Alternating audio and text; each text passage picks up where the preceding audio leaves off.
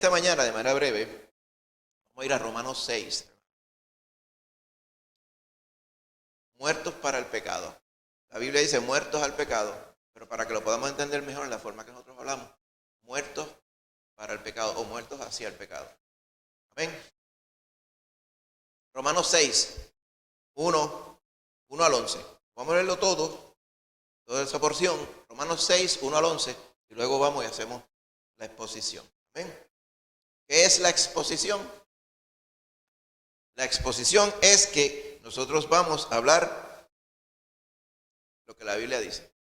Vamos a exponer, ¿amén?, lo que la palabra del Señor dice. No vamos a decir lo que no dice la palabra, vamos a decir lo que dice la palabra. Y eso es lo que siempre hemos querido hacer. Que el Señor nos ayude en todo y es lo que pretendemos hacer esta mañana también. Amén. Leemos entonces Romanos 6, 1 al 11. Dice, ¿qué pues diremos? ¿Perseveraremos en el pecado para que la gracia abunde? En ninguna manera. Porque los que hemos muerto al pecado, ¿cómo viviremos aún en él? ¿O no sabéis que todos los que hemos sido bautizados en Cristo Jesús, hemos sido bautizados en su muerte? Porque somos sepultados juntamente con él para muerte por el bautismo, a fin de que como Cristo resucitó de los muertos por la gloria del Padre, así también nosotros andemos en vida nueva. Porque si fuimos plantados juntamente con él en la semejanza de su muerte, así también lo seremos en la de su resurrección. Sabiendo esto, que vuestro viejo hombre fue crucificado juntamente con él, para que el cuerpo del pecado sea destruido, a fin de que no sirvamos más al pecado. Porque el que ha muerto ha sido justificado del pecado.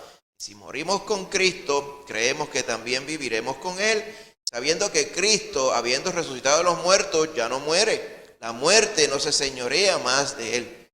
Porque en cuanto murió, al pecado murió de una vez por todas, mas en cuanto vive, para Dios vive. Así también vosotros consideráis muertos al pecado, pero vivos para Dios en Cristo Jesús, Señor nuestro. Bendice ahora, Señor, tu palabra, y que por tu Espíritu Santo seamos guiados y la podamos exponer para tu gloria en esta mañana. En el nombre de Jesús, amén.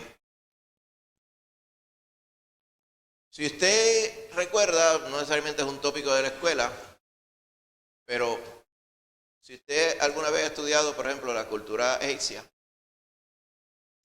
ellos tenían por costumbre, usted lo ve, ¿verdad? A lo mejor no tiene que estudiarlo, pero agaja uno que otro National Geographic por aquí, alguna enciclopedia. Usted recordará que ellos, cuando iban a enterrar sus muertos, los muertos que eran relativamente pudientes, pues les ponían comida adentro de la tumba, ¿verdad? O le ponían aquellas cositas que les gustaban, recuerdos y eso. Le ponían una cama, una mesa, le ponían diferentes cosas porque entendían que la persona iba a seguir funcionando como estaba funcionando en este mundo. Pues todos esos muertos pues morían, pero ellos no iban a comer la comida de este mundo otra vez. En el caso de ellos, al no creer en Cristo Jesús, entendemos bien el contexto, que no había vida eterna alguna en la cual necesitaran comida para nada, pero le ponían comida porque entendían que la vida continuaba. O sea que la muerte como que no existía para ellos, en el sentido en que ellos la creían. Eso es parcialmente cierto. Sabemos que el dador de la vida eterna, la que cuenta, es Cristo Jesús. Él la compró para nosotros en la cruz. ¿Ven? Sin Cristo no hay salvación. ¿Ven? Ahora bien, el que está muerto, hay muchas cosas que no puede hacer. El que está muerto no puede comer. El que está muerto no puede respirar. No necesita respirar. El que está muerto no piensa. En el sentido muerto, muerto completo. Hablando de un muerto sin esperanza, ¿verdad? El que está muerto, según la palabra del Señor, tampoco puede actuar para nada. Si nos enfocamos en esa porción, podemos entender bien qué es lo que está diciendo Pablo. El que está muerto ya no puede pecar. Tenga ese pensamiento en la mente para que podamos entender bien lo que quiere decir aquí. Amén. El gran combo decía que después de muerto no se puede gozar, ¿verdad? Porque ellos pensaban que el vacilón comenzaba en algún momento después, pero después se pusieron a meditar en esa canción y después decían que no lo aseguraban también. Después de muerto no se puede gozar, esta vida yo la gozo aunque vengan 20 más. Porque ¿y si me quedo por allá? ¿Ah? Porque los que no tienen esperanza, pues a veces toman a chiste, ¿verdad? De manera folclórica, lo que dice la palabra, e inclusive inventan lo que no dice la palabra. El asunto es que la muerte, tomada en el sentido bíblico, ¿ven?, es una cosa cierta y una cosa necesaria en este mundo como tal. Pero para el creyente, la muerte es el comienzo de una transición a la vida eterna, instantánea a la vida eterna. ¿Ven? Confiamos. Por ejemplo, en el caso de nuestro hermano Héctor, hace un mes, ya él partió para estar en la calle de oro con Jesús. Amén. Así que ya él está allá en la presencia del Señor. La muerte para el creyente es una bendición. La muerte para el no creyente es el comienzo o la continuación de la maldición. Y este es el mensaje de fe que predica la iglesia. Estábamos hablando, ¿verdad?, hace poco, que es un mensaje que al mundo le cae pesado, porque piensan recibir de la iglesia villas y castillas, cosas que les aplaudan lo que ellos están haciendo, que les lleven, ¿verdad?, la corriente en los errores que la gente está haciendo. La función de la iglesia es predicar a Cristo Jesús.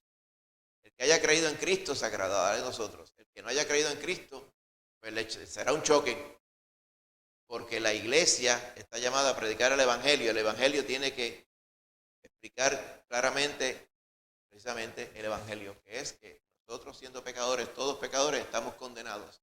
La única forma de pagar esa deuda con Dios, amén, es con la muerte. Traemos la muerte otra vez. La muerte suya, o que apareciera alguien que quisiera sustituirle, pero el pecado hay que pagarlo.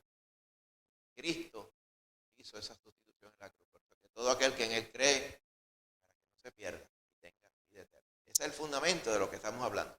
Pues Pablo tenía eso bien claro cuando escribió esta porción en Romanos, y él está argumentando cuál es la bendición tan gigante que Dios nos ha dado. Si usted lee el verso 21 del capítulo 5, dice: así como el pecado reinó para muerte, todo el mundo pecando. Usted recuerda los tiempos de Noé, por ejemplo. Es más, y la Biblia dice: como en los días de Noé, así será la venida del Hijo del Hombre. O sea, cuando venga Cristo, estará todo como los tiempos de Noé. Y usted va a Noé, allá en Génesis 6, dice: la gente estaba, ¿verdad?, pecando a tutiplén, y ya el Señor ya no lo soportó más, imagínense. Pues en esos tiempos el pecado reinaba y reina para muerte hoy día, pero de esa misma forma la gracia, o sea, el favor de Dios, reina para justicia mediante Cristo nuestro Señor. Así que cuando Dios vio que lo que había era pecado y pecado y pecado y pecado y pecado, Él decidió extender más su gracia, o sea, a dar la oportunidad para que aquellos que estaban envueltos en el pecado y dados a la vida de pecado pudieran librarse de la condenación. Ese es el contexto completo. Por eso Pablo está explicando: pero aunque el pecado aumentó, Dios, que era el único que podía resolver la situación de la paga del pecado, del resultado del pecado, decidió extender su gracia.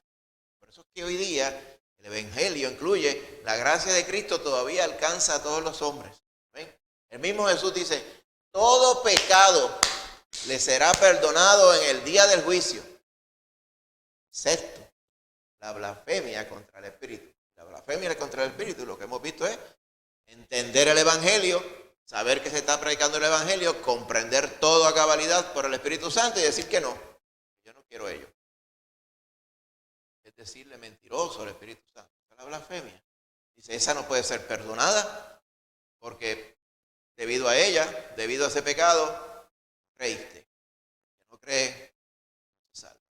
Esta parte es importante, es tan clave y tan esencial del Evangelio. El mismo Señor Jesús lo dijo de esa forma. Así que reinó el pecado a tutiplén por todos lados, pero de la misma forma la gracia de Dios se aumentó. Entonces algunos podían pensar: oye, ¿eso quiere decir que mientras más pecado haya, más gracia de Dios hay? Pues vamos a pecar más. Y ese es el argumento. Dice: ¿qué pues diremos?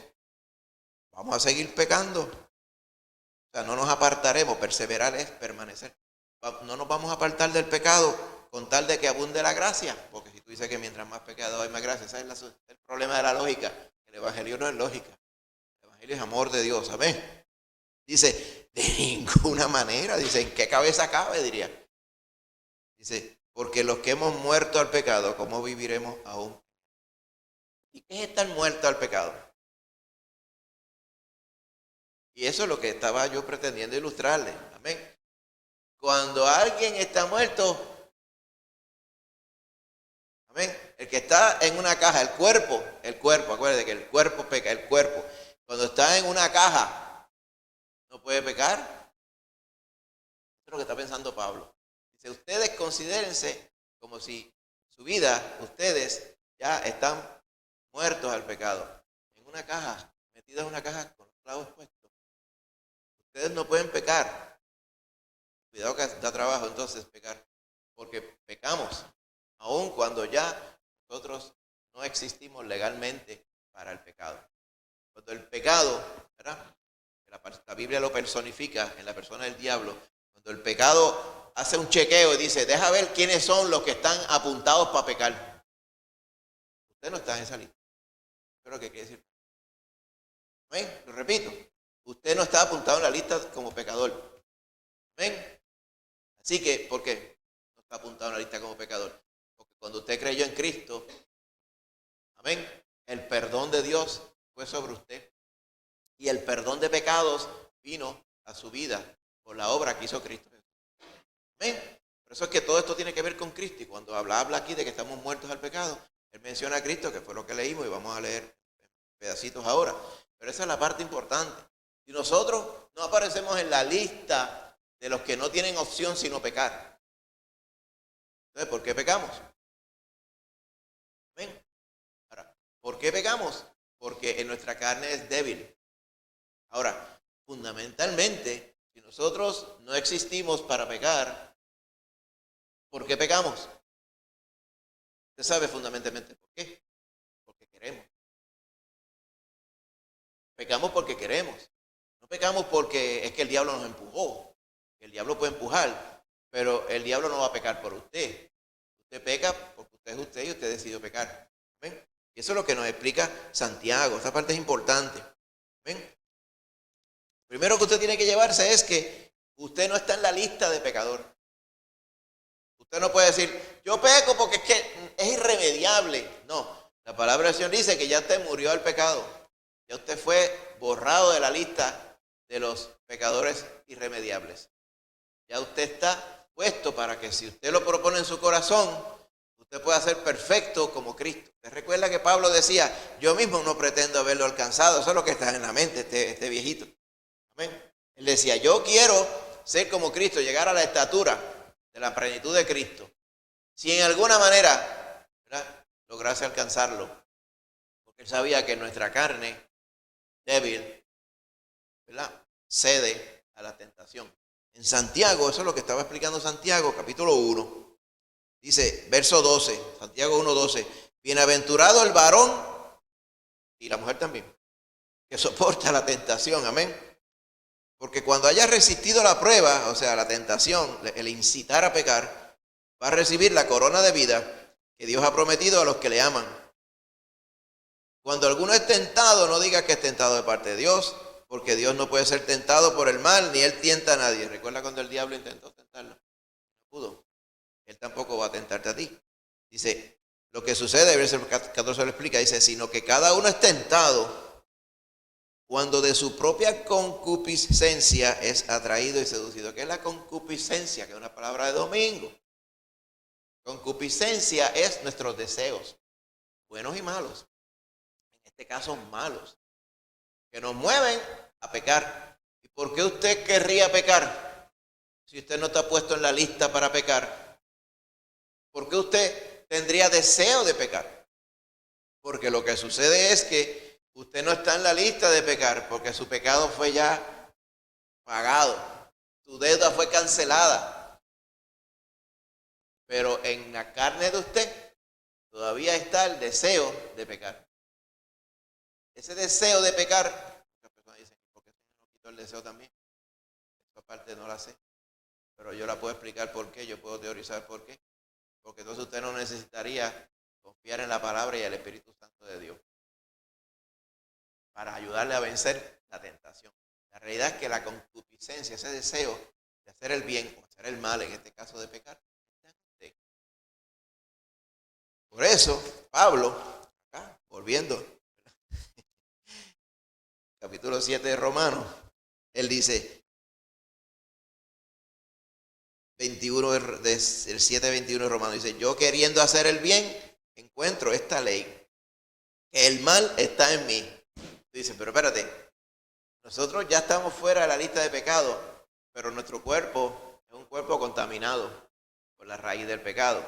Ya está limpio de la paga del pecado, pero todavía el cuerpo, el deseo de pecar, que está explicando Santiago, la concupiscencia, se pone más fino que Pablo, pues nosotros, y Pablo está diciendo, es que yo veo que según el hombre interior, o sea, yo me deleito en la ley de Dios, pero veo que hay otra ley en mis miembros, o sea, en mi cuerpo, que se revela contra la ley de mi mente, o sea, con mi mente renovada en Cristo, y esa ley que va contra esa ley de Cristo, me lleva cautivo, o sea, me lleva amarrado a hacer el pecado que está en mí. Por eso él decía, estaba desesperado, dice, yo quiero en mi espíritu agradar al Señor, pero mi carne quiere agradar al pecado. Dice, miserable de mí. Dice, ¿y quién me va a librar? No es porque él no lo sepa, yo es que ese es el argumento que él está haciendo. ¿Quién me va a librar de este cuerpo de muerte? ¿Por qué? Porque este cuerpo, si nos dejamos llevar por él, nos va a llevar a pecado. Aunque ya estamos fuera de la lista, ¿va bien? Usted no está en la lista, usted quiere pecar. Es como la imagen que yo le dije de la hipoteca. Usted tiene una hipoteca de muerte, el Señor pagó la hipoteca. Pero entonces, como si usted se presentara al banco donde estaba la hipoteca y dice, yo quiero pagar otra vez. ¿Pero para qué si ya está pagó? No, es que yo quiero pagar porque yo quiero seguir pecando. Pongo una deuda siempre toda la semana y yo la pago la semana siguiente. Entonces, esas personas dicen, son las que aprietan el botón de abajo aquí. Llámate a alguien aquí que venga con la camisa de fuerza y con 2 pastillas para calmarlo, porque es una cosa que yo nunca he visto. Y así mismo es que pasa. O sea, cuando usted decide pecar, dice, ¿qué hace usted pecando? Es como si el diablo dijera, se supone que no peque, pero viste cómo te comía el cerebro. Eso es lo que pasa con el hacerle caso a la carne. Ahora, si usted se dio cuenta, Pablo está diciendo, gracias yo le doy a Dios por Jesucristo, porque ese es el que me va a librar de este cuerpo de muerte. Dice, yo con la mente sirvo a la ley de Dios, pero mi carne quiere servir a la ley del pecado. Y dice, dice el 8:1, dice, sin embargo, no hay condenación para los que están en Cristo Jesús, que cometan pecado. Lo que quiere decir esto no quiere decir que usted va a seguir pecando. Ya en el capítulo 6 él aclaró que aunque el Señor perdona su pecado, usted no está puesto para pecar. Pero aquí Pablo dice, el efecto del pecado, no hay condenación, porque nosotros estamos en Cristo Jesús y no andamos según la carne que quiere pecar, sino obedecemos al Espíritu. Santiago explicaba que en la carne de nosotros, que quedan los vestigios de maldad, esos malos deseos, pues pueden convencer, incitar a llevar a pecar. Y ahí explica, como dice, nace el deseo, nace la tentación, ¿verdad? En los versos 12 al 15, dice, cuando la concupiscencia, después que ha concebido, o sea, después que ya trazó el plan para pecar, da a luz el pecado, o sea, ejecuta el pecado. Y cuando hace el pecado, ¿qué? Pues este pecado da a luz, porque todo pecado tiene que ser pagado. La sangre de Cristo cubre al creyente, pero el creyente no está puesto para, por esa razón, seguir pecando a cuenta de que somos perdonados en Cristo. Ese punto es el que aclaramos y que vamos a aclarar, ¿verdad?, de nuevo en lo que estamos considerando en el capítulo 6 de Romanos. Dice, vamos a seguir pecando por aquello de que va a venir más gracia. Dice, no, en ninguna manera, porque ya hemos muerto a pecado y cómo vamos a vivir en el pecado. ¿Amén? Usted no sabe que todos los que hemos sido bautizados en Cristo Jesús, hemos sido bautizados en su muerte. ¿Amén? Ese bautismo que está hablando ahí no es exclusivo del bautismo en el agua. Lo que bautisma, lo que quiere decir es que usted está sumergido en Cristo. Ya que usted está en Cristo, ¿amén?, usted pertenece a Cristo, usted ha sido bautizado, o sea, cubierto está entrelazado con Cristo aún en la muerte de Cristo. Aparte, lo puede entender bien. ¿Recuerda Colosenses 3? ¿Recuerda? Dice, usted ha muerto.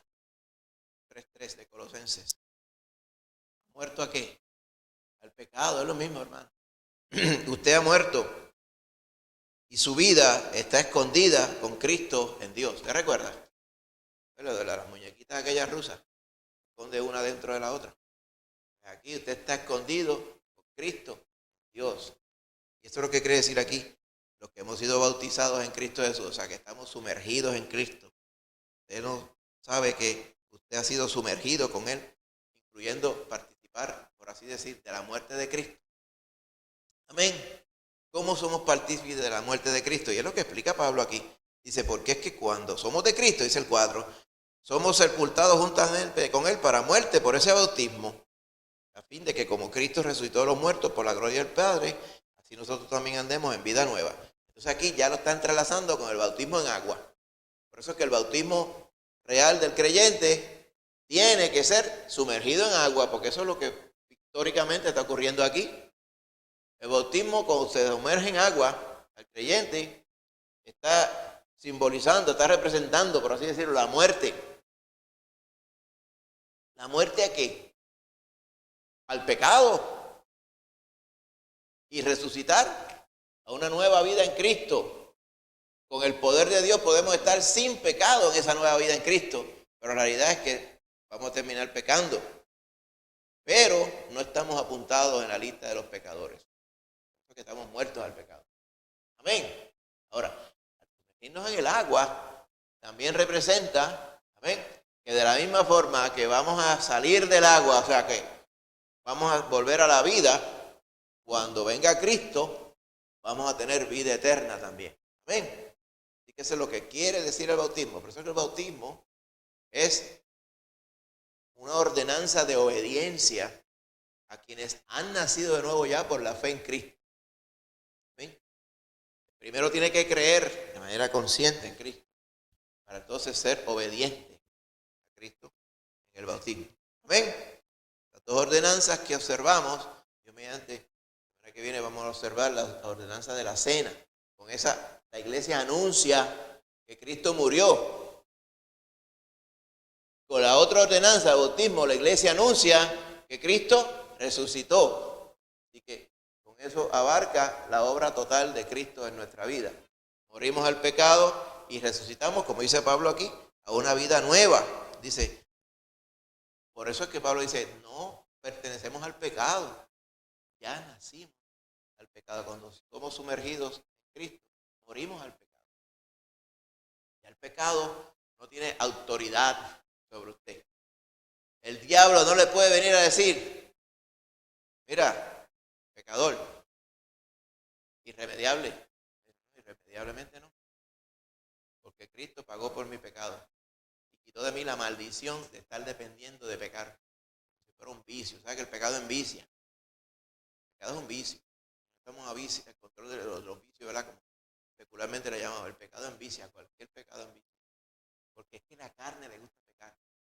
Por eso es que Pablo decía, yo soy un miserable, porque quiero no pecar y termino pecando. Pero le da gracias, porque la gracia de Dios está sobre nosotros. Nosotros estamos también bajo la gracia del Señor, para que el Señor nos perdone. ¿Usted recuerda, verdad? Primera de Juan, capítulo 1. Dice,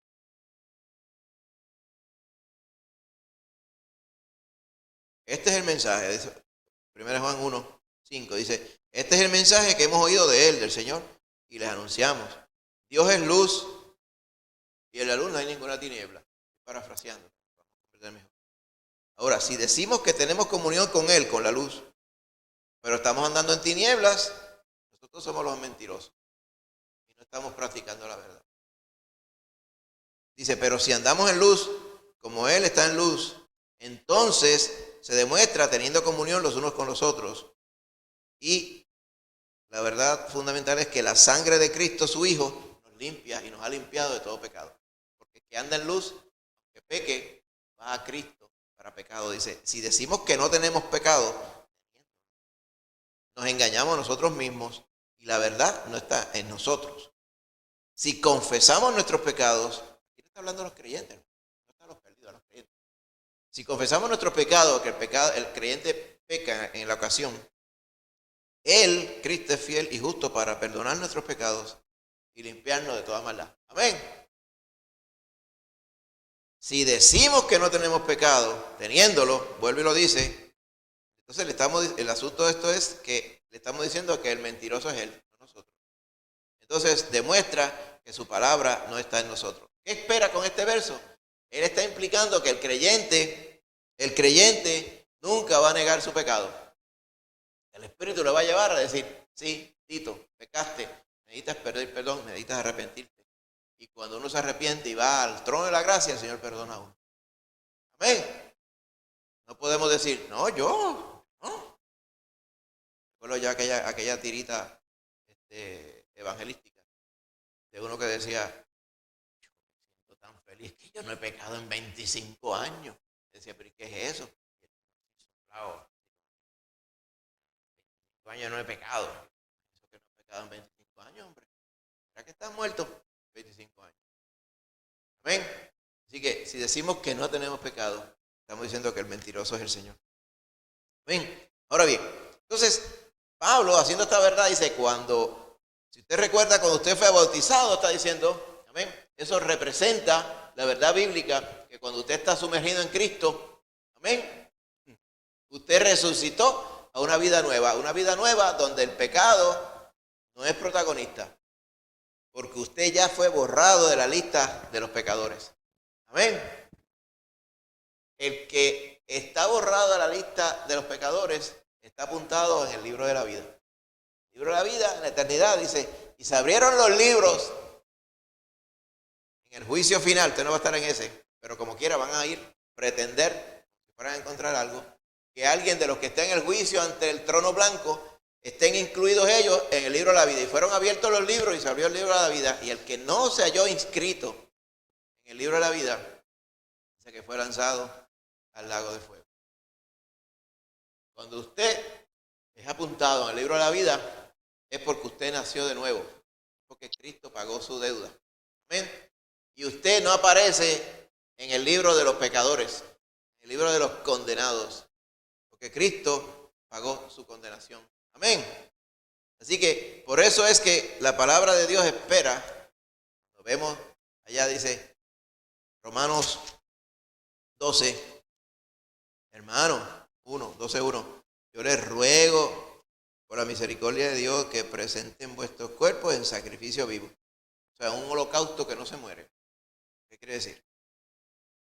Un holocausto santo, exclusivo, sin contaminación. Un holocausto vivo, agradable a Dios. ¿Cuál es ese?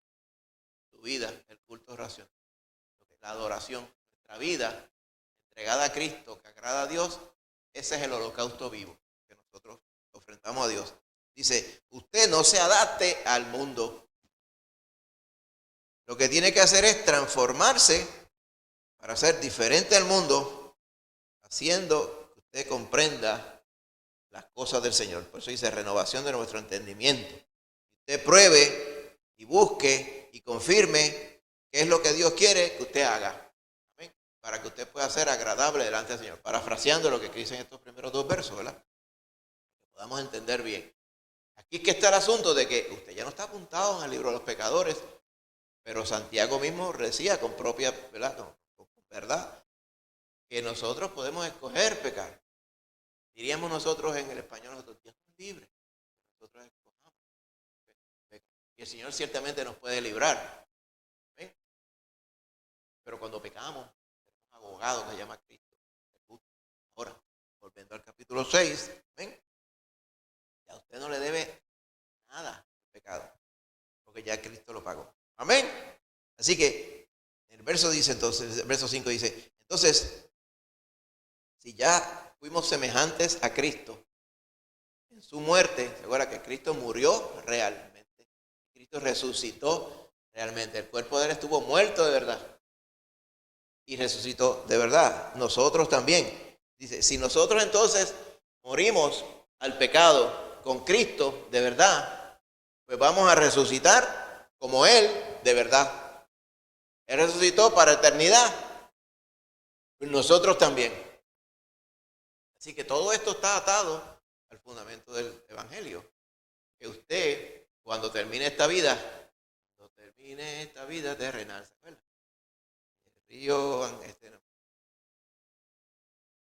El río oscuro, se me olvidan las palabras, tenga que cruzar, amén, en la otra ribera el Salvador conoceré. Risa, bienvenida me dará. ¿Por qué? Porque está hablando que de la manera que Cristo resucitó, nosotros también, pero Pablo está diciendo, en la manera que el cuerpo de Cristo mismo, oiga con calma esto, el cuerpo que Cristo tenía aquí en este mundo era igual al de nosotros.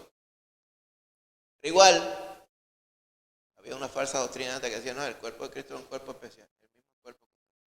Él padecía las mismas tentaciones y todo, fue tentado en todo, pero sin pecado. Es el mismo cuerpo suyo, el mío. Ese cuerpo cuando murió en la cruz, murió, de verdad. Juan estaba haciendo ese argumento, dice, hay algunos que dicen que Cristo no murió en la cruz, que lo que murió en la cruz fue un invento. Dice, el que niega que Cristo murió y resucitó, amén, ese tiene el espíritu del anticristo. Pero si creemos en la Biblia, murió el cuerpo de Jesús, amén, y el cuerpo de Jesús resucitó para vida eterna, así nosotros vamos a resucitar. Vamos a ser así en la forma de su resurrección. Dice, porque es que esto es lo que pasa, dice el verso 6, que nuestro viejo hombre, o sea, la vieja criatura en nosotros antes de Cristo, fue crucificado junto con Cristo en la cruz, para que el cuerpo del pecado sea destruido. O sea, cuando Cristo muere, cuando usted cree en Cristo, el cuerpo suyo es como si hubiera muerto al pecado, para que usted no termine sirviendo más al pecado, para que deje la esclavitud con el pecado, es lo que está queriendo decir aquí. También en Colosenses hay otra porción. Voy a ir allá rapidito.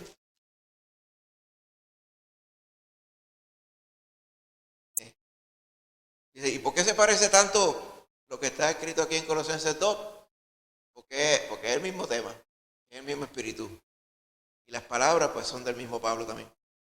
Verso 12 de capítulo 2 dice, sepultados con él en el bautismo. ¿Muy bien? Se parece mucho, ¿verdad? Lo que está diciendo en Romanos 6. En ese bautismo ustedes fueron resucitados con él, mediante la fe en el poder de Dios que le levantó de los muertos, a Cristo. Y nosotros también.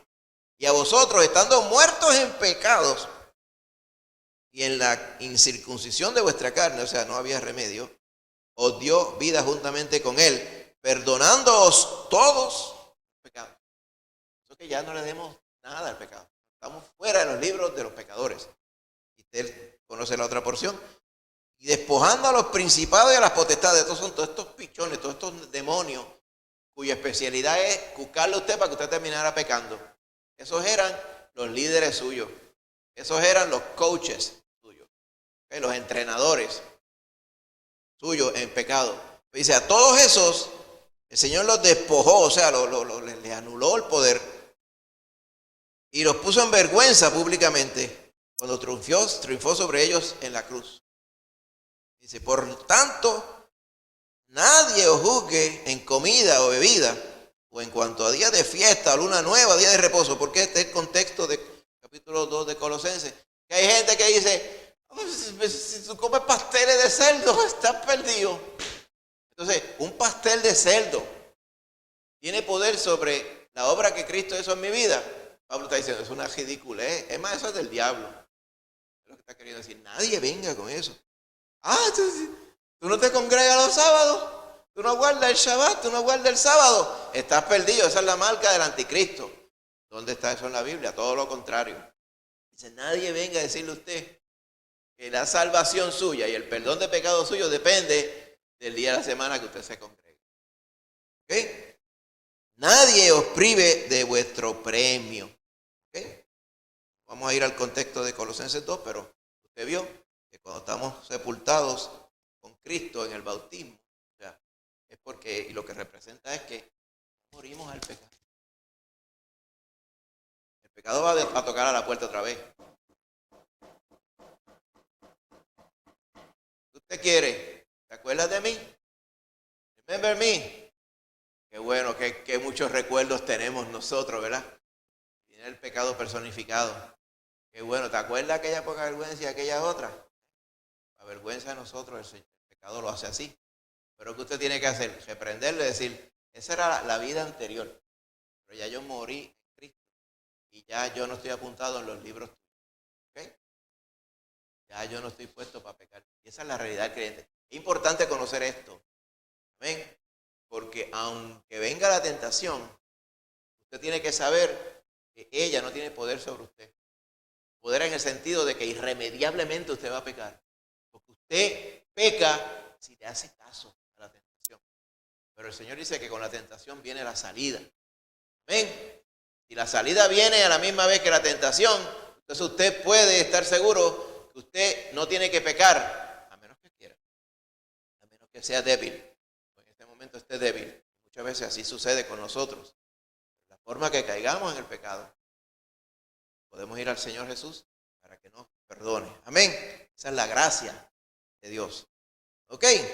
Dice, así que ya no le vamos a servir más el pecado porque ya no estamos en la lista del pecado, ya morimos al pecado. El verso 7, capítulo 6 de Romanos dice, el que ha muerto al pecado ha sido justificado del pecado, pero también el que ha muerto ya no tiene nada que ver con el pecado. Cualquier persona que se muera, amén, si se muere en Cristo, su deuda de pecado fue pagada por Cristo. Si se muere sin Cristo, ahí va a pagar la deuda de pecado. Como quiera, el Señor va a satisfacer la necesidad de que el pecado hay que pagarlo. Esa es la justicia de Dios. La justicia de Dios es que el pecado hay que pagarlo y punto. Todo pecado se tiene que pagar, todo. El que muere sin Cristo, ahí va a pagar su pecado en la eternidad del lago de fuego. El que muere en Cristo, su pecado fue perdonado. David decía, bienaventurado el varón cuya transgresión ha sido perdonada y cubierto su pecado. ¿Ven? Adelantándose a la hora que Cristo iba a ser. Así que el que murió en Cristo, ya su pecado había sido justificado porque creyó en el nombre de Cristo. Cuando fue bautizado representa eso mismo. Mira, cuando yo morí en Cristo, fui sepultado con Cristo y resucité a una vida nueva. Ya la muerte no tiene poder sobre mí, no tiene autoridad sobre mí. La muerte no me puede, el pecado también, no puede obligarme a pecar. Es lo que está queriendo decir Pablo aquí. Amén. Dice, por eso el que ha muerto ha sido justificado del pecado, en el sentido del creyente. El creyente que muere, murió al pecado, es porque su pecado fue justificado. ¿Quién lo justificó? Cristo lo pagó. En el caso del creyente. Así que si morimos con Cristo, vamos a creer que también vamos a vivir con Él. ¿Okay? Y esto es lo que nosotros sabemos, dice el verso 9, el argumento de Pablo. Dice, nosotros sabemos que Cristo, cuando resucitó de los muertos, pues ya no vuelve a morir. ¿Amén? Cuando Cristo resucita, su cuerpo, ¿amén?, con el cual todos sus discípulos le vieron, es un cuerpo eterno. Cuando usted resucite, su cuerpo va a ser eterno. ¿Por qué va a ser eterno? Porque no va a haber pecado en él. Amén. ¿Sabe que lo que daña todas las cosas es el pecado? El pecado lo daña todo. Este sí daña, que dañó la eternidad de las personas. Todo aquel que está en pecado, si Cristo no paga su pecado, va a ir a la condenación eterna. ¿Ok? Dice, Cristo cuando resucita de los muertos ya no muere. Porque la muerte ya no manda en él, no se enseñorea de él. ¿Ven?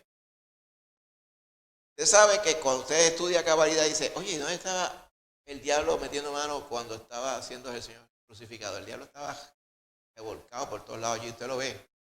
Esas tinieblas cayeron sobre la tierra y todo. Aquello estaba electrificado diabólicamente, todo aquello allí. El diablo, ¿sabes qué dicen por ahí? El diablo sabe más por viejo que por diablo, eso es embuste. El diablo pensaba que iba a vencer, si no, no se hubiera tirado esa maroma. El diablo pensaba que iba a vencer. ¿Ok? Dice, él pensaba que cuando Cristo muriera, la muerte iba a seguir mandando. Que el cuerpo de Cristo se iba a quedar muerto. Eso es evidente por lo que Pablo dice aquí. Dice, nosotros sabemos, o sea, como dice, sabemos ahora que Cristo en virtud de que resucitó de los muertos, pues ya no va a volver a morir. ¿Por qué? Porque la muerte ya no manda sobre él. En un momento dado, la muerte reinó sobre su cuerpo porque era el pecado de nosotros. Tuvo que pagar con la muerte por el pecado ajeno. Pero ya cuando resucita, ya no hay pecado, ya no hay muerte. Así pasa con el creyente. Usted está en Cristo, ya no hay muerte. Puede morir su cuerpo, que es lo que falta, esa parte suya falta todavía. Por eso que si usted se muere antes de Cristo, el cuerpo suyo va a resucitar. Y ya no va a morir más. Porque usted es semejante a Cristo en eso. Ven, esta parte es importante, usted la conozca. Ven, ahora, por eso es que cuando usted resucite en Cristo, usted va a resucitar eternamente. ¿Cuál es la otra opción para el creyente? Que Cristo venga antes. Entonces, en lugar de que el cuerpo suyo muera y lo sepulten y lo resuciten, usted brinca ese paso porque es irrelevante, porque usted no se va a morir cuando Cristo está ahí delante de usted. Dice, usted hará el cuerpo, lo que va a pasar, lo que va a pasar con el cuerpo, que el cuerpo es transformado. Dice, no todos moriremos, dice Pablo, pero todos seremos transformados en un abrir y cerrar de ojos. Usted pestañó, en un momento, el cuerpo de pecado, si usted está vivo cuando viene Cristo, se transforma en el cuerpo como si hubiera muerto y resucitado del pecado. En el cual la muerte ya no manda, el pecado ya no manda. ¿Ok? Pablo dice, les repito, en cuanto Cristo murió de una vez por todas al pecado. O sea, él pagó con la muerte el pecado de todos. Pero ya que está vivo, sigue viviendo para Dios. Así mismo va a ser el creyente.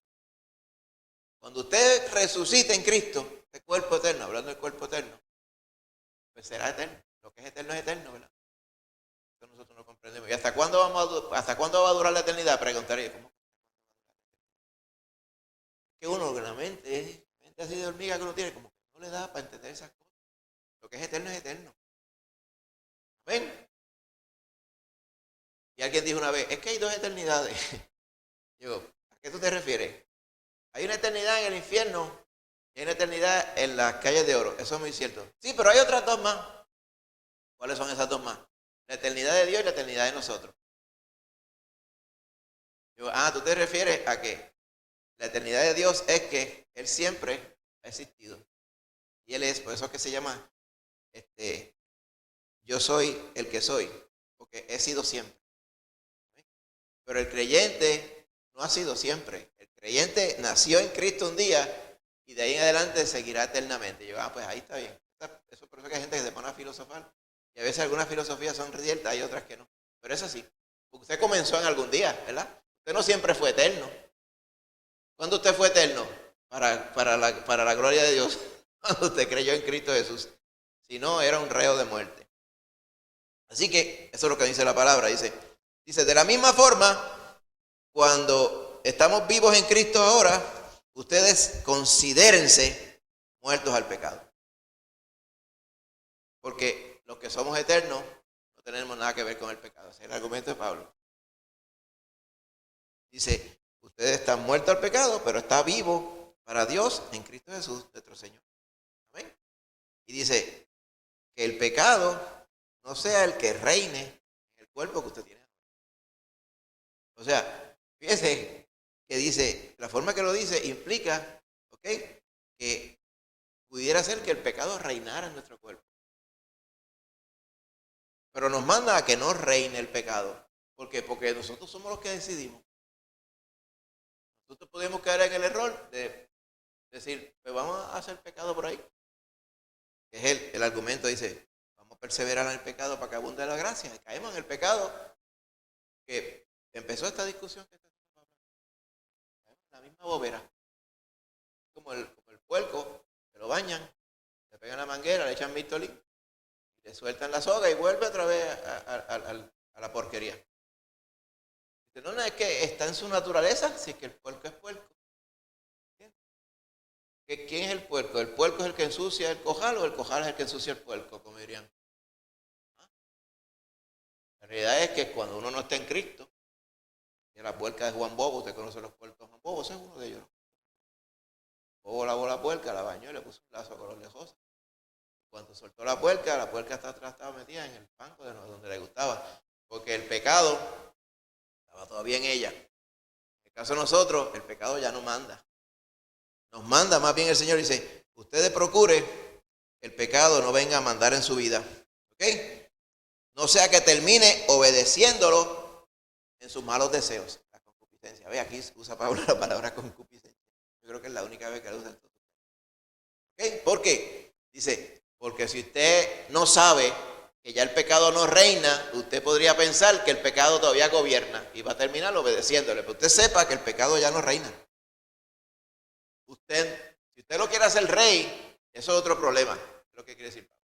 Pero el pecado ya no manda. Qué bueno, gloria a Dios. ¿Okay? Como no manda, dice el 13, no presente su vida al pecado como si fueran instrumentos de maldad. Porque ya nuestra vida no es instrumento de maldad. Somos pasos limpios, de honra para el Señor. Más bien, preséntense ustedes mismos como que están vivos de entre los muertos.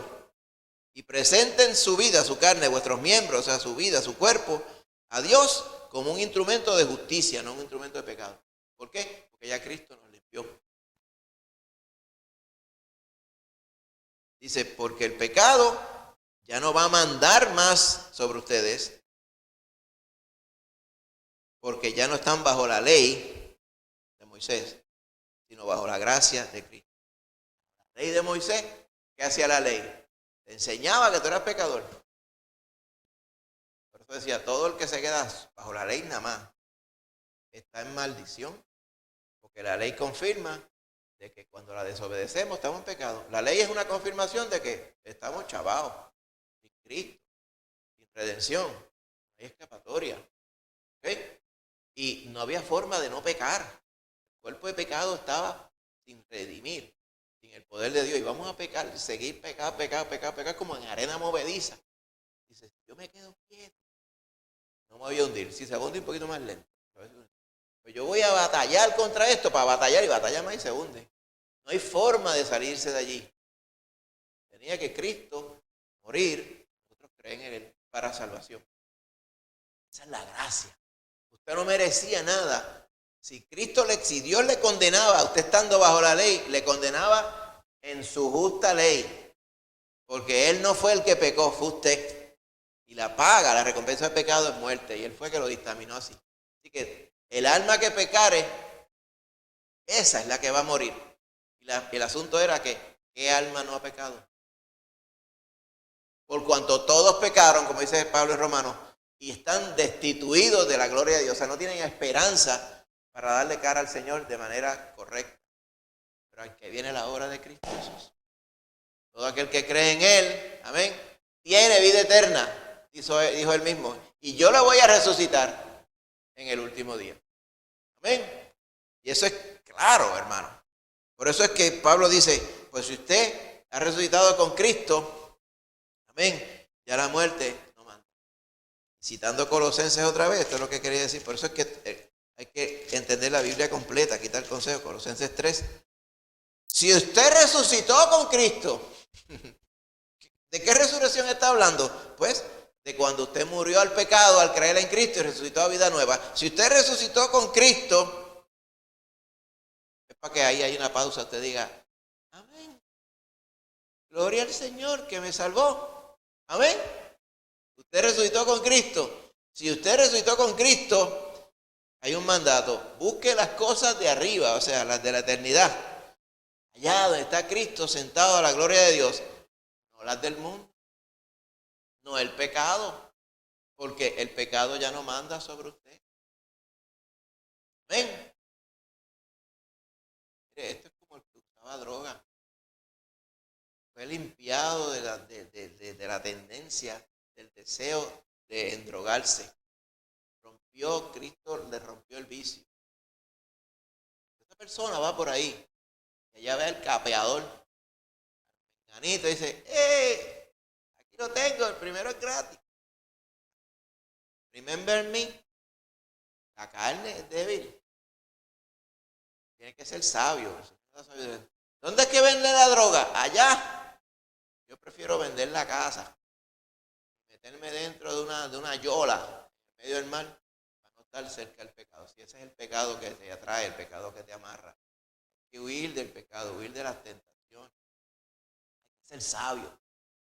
¿Por qué? Porque el espíritu está presto para agradar al Señor, pero la carne es débil. Tenemos que ser sabios ahí. ¿Ven? Si le preguntara a su hermano creyente, ¿ven? ¿Por qué pecó? ¿Cuántas veces pecaste esta semana? De las que me acuerdo, en una de ellas, dime, ¿por qué pecaste?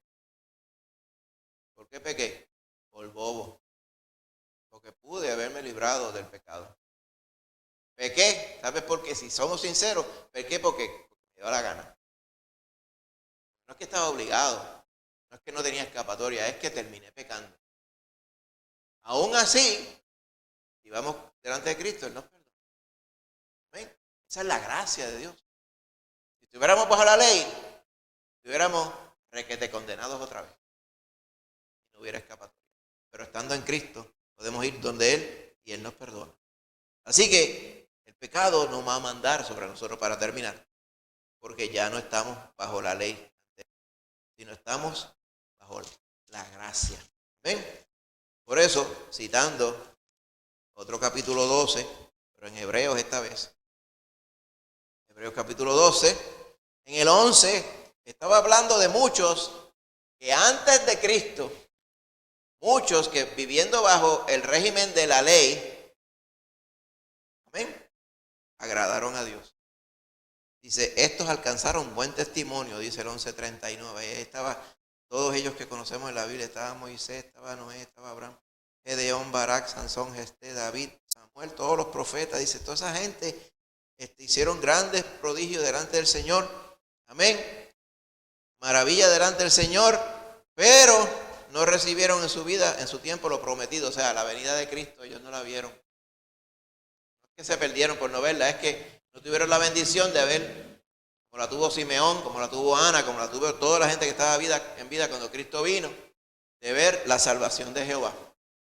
Dice, no recibieron lo prometido en vida, pero Dios, ¿verdad?, tenía en mente nosotros para proveer algo mejor, ¿ok? Para que ellos no fueran los únicos que fueron perfeccionados, o sea, para que ellos no fueran los únicos que agradaran a Dios.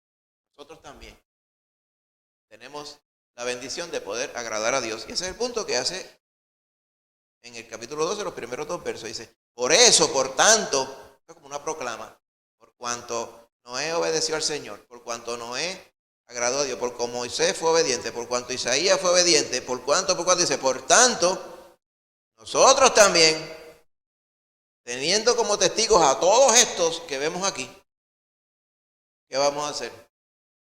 Vamos a despojarnos del peso y del pecado que nos asedia. ¿Vas viendo? El pecado no manda, pero el pecado nos tiene alrededor velando. Dice, mira, está mongo en la palabra. Le voy a meter el pie a ver si se cae. Y cuando se caiga le doy gloria a Satanás. Porque el diablo no está muerto, el diablo está como un león enmayado. Dice la Biblia, pendiente a quien se deja comer. Dice, usted despójese de todo peso y del pecado que nos asedia. Y como corredor, corra sin peso, sin cargas, como debe correr un corredor. Y corra con paciencia, o sea, la carga del pecador. Corre con paciencia, sin pecado, la carrera que Dios le ha puesto por delante. ¿Cuál es la carrera? La carrera cuya meta es Jesús. Y se ponga los ojos en Jesús. Es el que originó y completó la fe. Eso es lo que quiere decir el autor y consumador. Dice, ese, cuando él vio el fruto de lo que iba a producir él morir en la cruz, amén, tuvo gozo. ¿Dónde usted lee eso? En Isaías 53. ¿Okay? Él vio el fruto, dice, de la aflicción de su alma y quedó complacido. Porque él sabía que al él morir y resucitar, todo el que en él creyera iba a morir al pecado y resucitar a vida eterna. Y lo dice claramente aquí, dice, puesto los ojos en Jesús, el que creó y consumó, terminó la fe. Dice, ese por el gozo del fruto de su muerte en la cruz, no le importó todas las cosas que tuvo que pasar aquí para dar su vida por nosotros, menospreciando lo propio. O sea, tan mal que le fue al Señor, viviendo en un mundo de pecadores, para Él poder morir por nosotros. Dice, Él menospreció eso. Y aun cuando lo crucificaron y lo ultrajaron y lo ofendieron y finalmente murió, dice, Él menospreció eso, Él tuvo eso. Eso no es nada comparado con la bendición que va a venir después. Dice, y por eso se sentó a la diestra del trono de Dios. ¿Amén? Por eso dice, piense en aquel, en Cristo, que todos esos pecadores fastidiándole la vida todo el tiempo, ¿verdad? Para que ustedes no se vayan a cansar. ¿Ok? Y ese es el consejo que nos da la palabra. Vamos a tener el pecado asediándonos en un sitio. ¿Sabes lo que es un sitio? La ciudad de allá, que es el sitio, la sitiaron. El ejército enemigo alrededor velando. No dejaba entrar la gente ni salir, no dejaba entrar alimentos ni agua, para que la gente se empezara a desfallecer y se rindieran. Usted no se tiene que rendir. El pecado va a estar alrededor. Usted necesita ser fortalecido, que todos los días clama al Señor y ánclese en la palabra del Señor. Cuando usted pudiera pensar, el pecado manda, el pecado no manda. Cristo ya venció y pagó la deuda de pecado. El que manda es Cristo en su corazón, el Espíritu Santo que está en su corazón. Amén. Que si usted siente tentación, sí, la palabra dice, pero dice que nosotros, el Señor, la tentación que permite, pero la misma tentación, está la salida. Amén. Estamos fortalecidos para vencer la tentación. ¿Qué es lo que quiere el Señor al final? Que nosotros, aun cuando estemos tentados, vivamos una vida santa. Si pecáramos y vamos al Señor, el Señor nos perdona. Amén. Por eso dice, poniendo los ojos en Jesús y no en los alrededores, amén, y no en las cosas malvadas de este mundo. Oramos. Señor Padre Santo, gracias te damos por tu palabra santa, Señor, tu palabra que es viva y eficaz y es toda verdad. Donde quiera que vamos, a cualquier porción de ella, Señor, vemos cómo ella está conectada con todo el resto de tu palabra, porque tú fuiste su autor y tú tuviste un plan sencillo, Señor, para tratar con el pecado de la humanidad. Cuando abundó ese pecado, tú enviaste a tu Hijo Cristo a morir por los pecadores. ¿Para qué? Para que todo aquel que en Él cree no se pierda y tenga la vida eterna. Gracias por habernos salvado, Señor, y por haber puesto en nosotros, Señor, tu Santo Espíritu, Espíritu de eternidad. Porque sabemos que esta carne en nosotros, cuando ya sea que tú vengas o cuando fallezcamos, va a ser transformada a la carne de tu resurrección. Cuerpo de tu resurrección, cuerpo eterno, donde no vamos a tener la carga del pecado. Entre tanto, Señor, permítenos ser fortalecidos en tu palabra, en tu espíritu y en tu sabiduría, sabiendo que la muerte y el pecado ya no mandan. Tú eres el que manda y que te obedezcamos a ti, Señor, para toda bendición. Y que ahora, Padre Santo, tú nos bendigas y nos permitas ser llevados a nuestras casas en bien. Y regrésanos, Padre Santo, este martes para congregarnos los hermanos en armonía. Gracias, Padre Santo. En el nombre de Jesús. Amén. Amén, amén. Dios me les bendiga, hermanitos queridos.